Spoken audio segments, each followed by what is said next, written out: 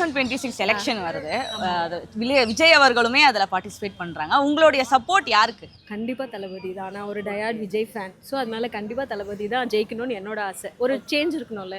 இப்போ ஜெயிச்சு அவர் வந்துட்டார், சிஎம்மா வந்துட்டார்னா தமிழ்நாட்டுக்கு என்ன மாற்றத்தை கொண்டு வரணும்னு நீங்கள் நினைக்கிறீங்க? எடுத்தோடனே நம்ம எதிர்பார்க்க முடியாது. பிகாஸ் அவருக்கும் இது ஃபர்ஸ்ட் டைம் இருக்கும்ல. ஸோ ஸ்லோவாக ஒரு சேஞ்சஸ் கொண்டு வருவார். அப்படி கொண்டு வரலன்னா கண்டிப்பாக மக்கள் கொஸ்டின் பண்ணலாம். பட் தளபதி வராரு, எல்லாத்தையும் விட்டு வராருன்னா கண்டிப்பாக ஒரு சேஞ்ச் இருக்கும்.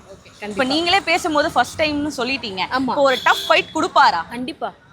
கண்டிப்பாக எல்லாரும் அது பயந்துட்டாங்க. இப்போது இது ஆளுங்கட்சி ஆகட்டும், ஆப்போனன்ட்ஸ் எல்லாருமே பயந்து தான் இருக்காங்க. ஸோ ஒரு பெரிய சேஞ்ச் இருக்கும் கண்டிப்பாக இருக்கும். அப்போ சொன்ன மாதிரி டிஎம்கே விசஸ் டிவிகே தான் நீங்கள் இருக்கும். அப்படி தான் இருக்கும். ஏன்னா நான் தளபதி ஃபேனாக இருக்கிறதால அப்படி சொல்கிறேன். பட் என்னை சுற்றி இருக்கிறவங்க வேற ஒரு ஹீரோ ஃபேனாக தான் இருக்காங்க. பட் ஸ்டில் அவங்களும் வந்து டிவிக்கே தான் வரணும்னு ஆசைப்படுறாங்க. ஸோ என்ன மாற்றத்தை கொண்டு வரணும்னு நீங்கள் நினைக்கிறீங்க? மாற்றம் இப்போ இருக்கிறது விட இன்னும் நல்லா பண்ணலாம். என்னென்ன பண்ணலாம் நிறைய இருக்குது. எனக்கு வந்து இந்த க்ளீனாக இருக்கணும்னு ரொம்ப ஆசை பார்க்குற. ஏன்னா நம்ம நிறைய பிளேசஸ் பார்க்குறோம் அப்ராட். அதில் கொஞ்சமாவது சென்னையில் இம்ப்ரூவ்மெண்ட் இருக்கணும். அதை கொண்டு வரணும். மக்களுக்கு இந்த ஃப்ரீயாக தராங்கல்ல, அது கொண்டே வரக்கூடாது. ஃப்ரீ வேண்டாம். எதுனாலும் நியாயமாக நடக்கிற மாதிரி இருக்கணும். ஃப்ரீயாக கொடுத்து மக்களை வந்து சோம்பேறியும் ஆக்கக்கூடாது.